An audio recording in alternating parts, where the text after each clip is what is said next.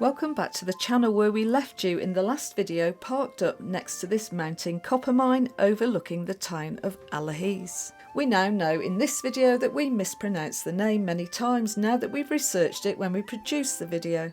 So we apologise for that, and even now I'm unsure if I'm getting it completely right. It's an overcast day and our plan is to spend a couple of nights on the campsite overlooking the bay.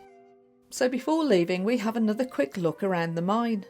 And it's fenced off for safety because of the open chasms making it really dangerous. And just as we're leaving, this minibus and trailer arrives and they take people on guided tours of Ireland, stopping at night at various locations. And what a great way to learn about Ireland's history. But after looking at the website we decide it's a lot cheaper to do it in Harry. Welcome to GetawayGeese. We are Stu and Jane, and with Harry, our Ford custom auto camper, we share our adventures. So join us in this our rough guide series to campervanning in Ireland.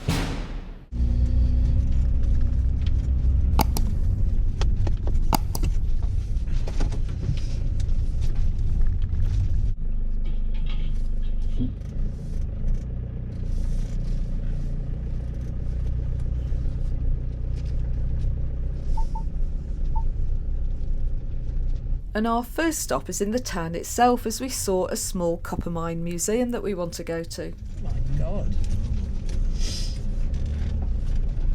Walk on there. Campervan parking. Oh, look at that cute little thing. The museum is set in an old Methodist chapel. It's got a great cafe and an outside space in the summer. It's only €6 per person. And as with every museum that we've been to, we think that's really reasonable. With the vaulted ceiling and the superbly lit space, it makes this small museum a delight to walk around. It tells the story of a thriving copper industry, and also of the Puxley family that owned the mines for a lot of the history of the area.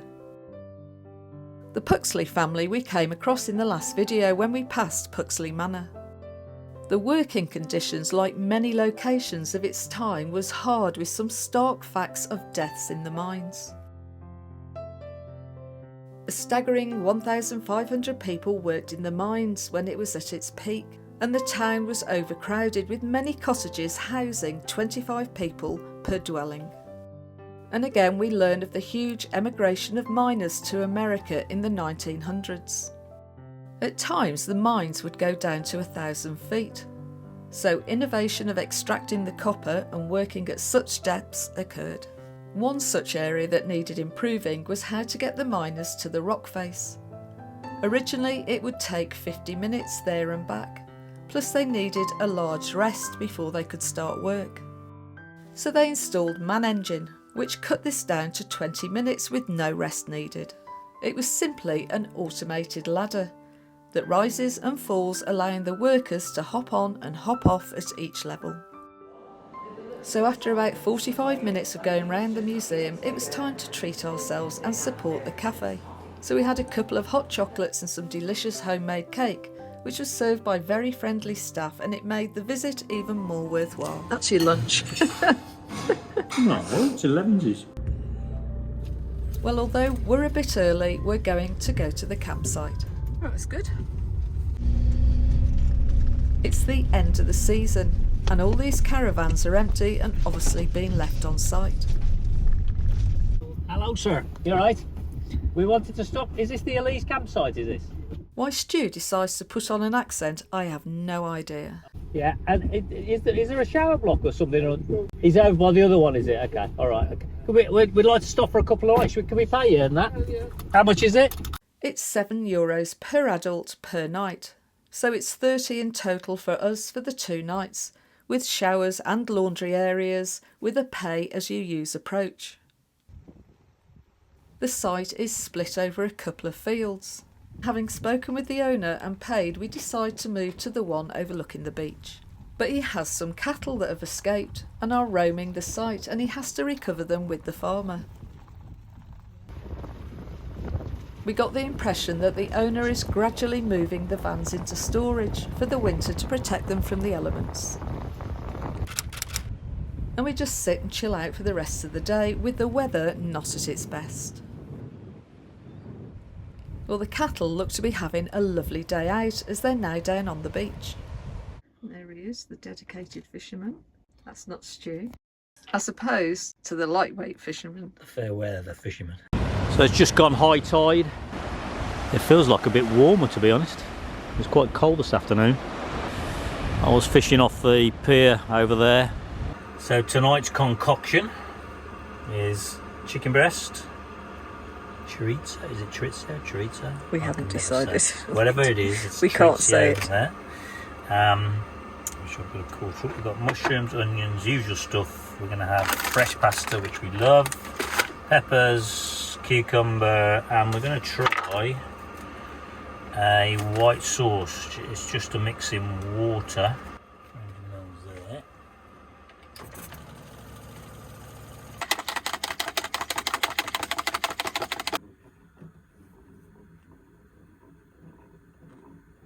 That's a big bowl of pasta. I've got more than you. Do you want some more? No, I don't. I think. The sauce was, I don't think the sauce was as good as the other one, but we'll see.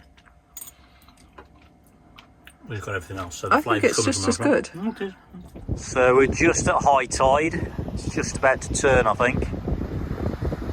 About 7 o'clock. I think it's about 20 past 7 actually, high tide tonight. It feels like it's gone a bit warmer from this afternoon. It's quite chilly this afternoon. That's the pier over there where I was fishing. I caught 2 fish. I think that pollock. I'll let somebody tell me otherwise. Joanne's doing the tidying up. I did the cooking. Joanne does all the running around me, making sure I've got everything. She does all the chopping and the prep. I'll pull it together, and then she's a wizard at sorting it all out after. It's important to keep the van tidy. Cloud in the rocks over there have been in there all day. They haven't gone lifted at all. And there in the distance, the copper mine is lit tonight, so I didn't think it was lit last night. Fortunately, camera in low light isn't that good, but you can see it's all lit up tonight. The tops of the conchas, they'll just kind of sit on top as like a wee hat. And we chill out in bed with a bit of catch-up TV.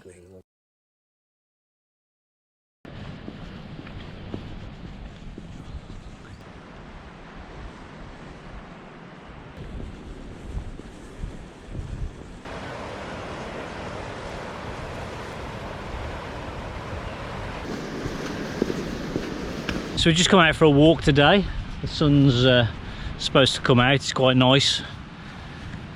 We're just walking around the peninsula around Allihies and then back through the village. We're going to leave the campsite tomorrow and head on the north side of the Beara Peninsula, and then we'll head towards Killarney. Got to get some LPG. We're okay, we're probably just below halfway. So that's lasted really well, to be honest, but we'll top up and then it's on to the next peninsula, which is the Ring of Kerry. You look around the peninsula and you'll gradually see the odd cottage that's in a stunning location. Oh, the cow standing his ground. Presume he's going to move. One word from you, Stu, and I see that he does what he pleases.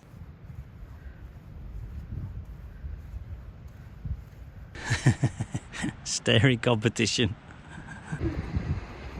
They're very good, aren't they? They're always up. They're quite I was just videoing the dog going Yeah, past. the dog. Did you hear what that lady said What's he say? about the horses? What's that? She's got horses following her All right. that will follow her. But just keep walking, they'll probably follow you because they think you've got food. Ah, okay. Not exactly thrilled at the thought of horses following me. And there's the horses. So it took a few goes before Stu got this right, as he was going forward when descending.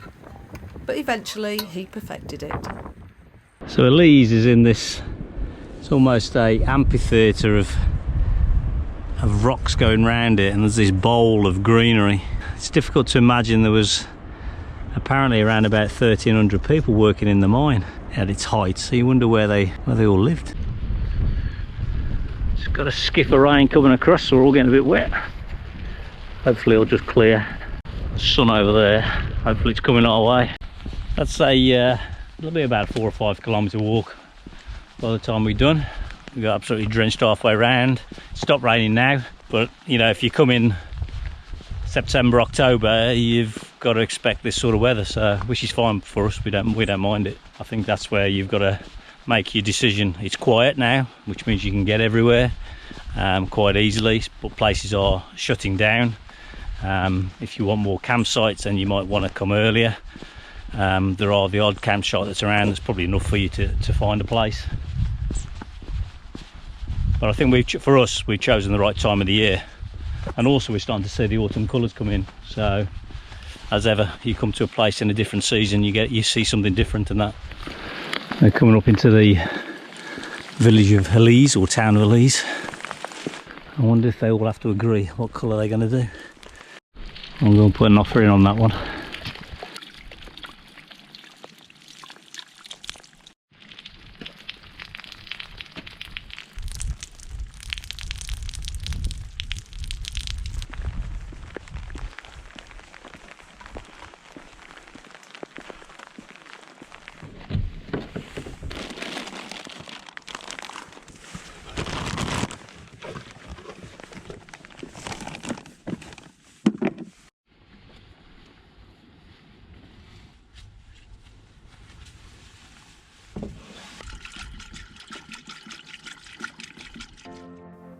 And back at the campsite, the sun makes a welcome visit for the afternoon, and it transforms this stunning bay, and we can now see its true beauty.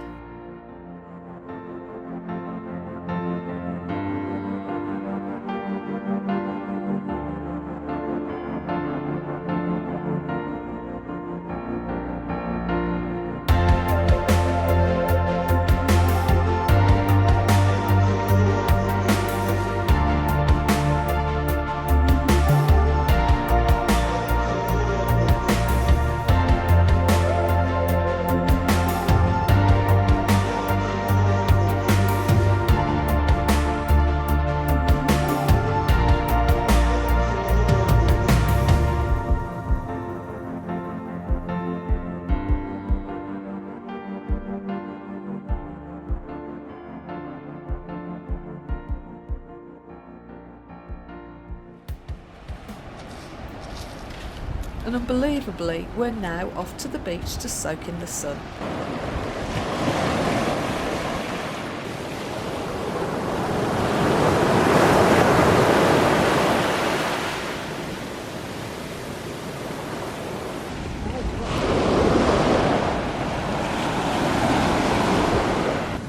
We're just saying how when the sun comes out, it just transforms a place, a location.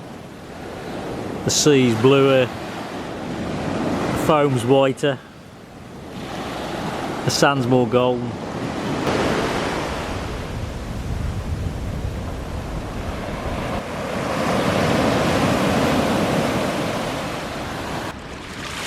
All the birds' footprints there.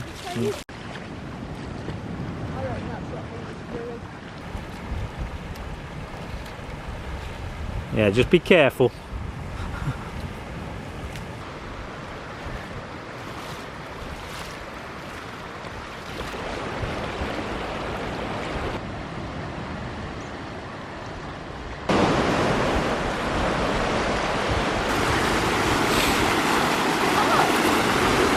Well, this would collapse, you can see.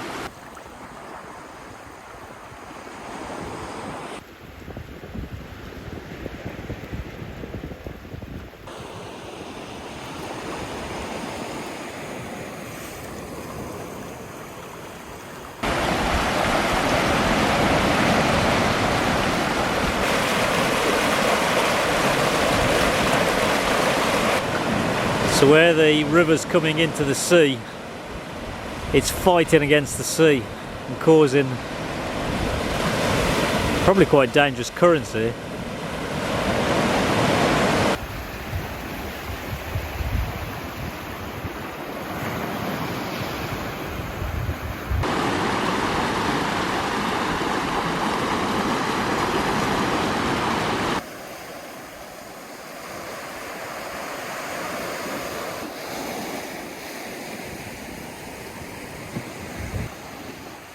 Every once in a while you get a giant wave.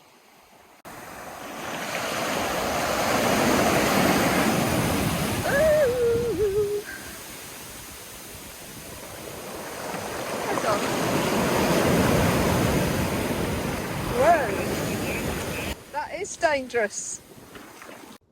The chairs come out and a perfect hour is had of simply doing nothing for the rest of the day.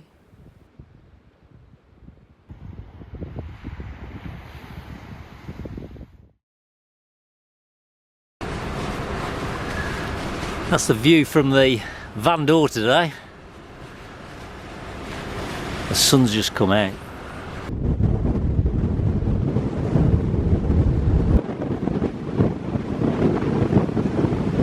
So apart from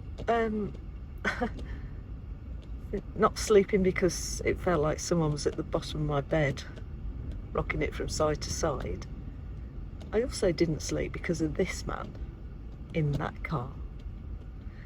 Because he rolled up here last night, well, mid-afternoon, late afternoon, and went for a swim in the really cold. It started to go quite cold and windy, and then he proceeded to put a tent up and sit outside.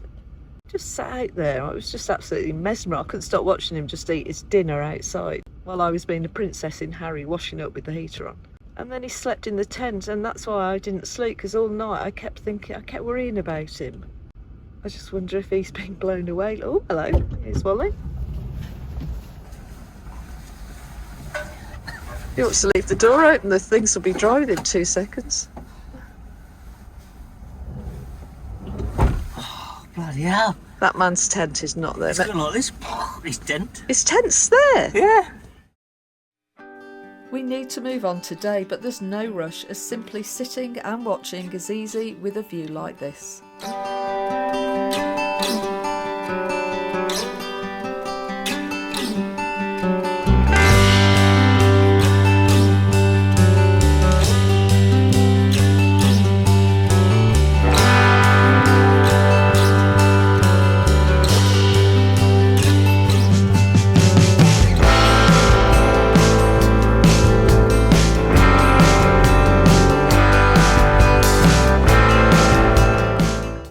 A true wildlife photographer sits there for weeks.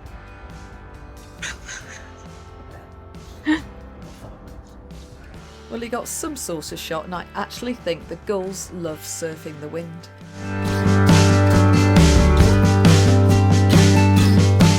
Well, we'll see you in the next episode as we track along the north coast of the Beira Peninsula.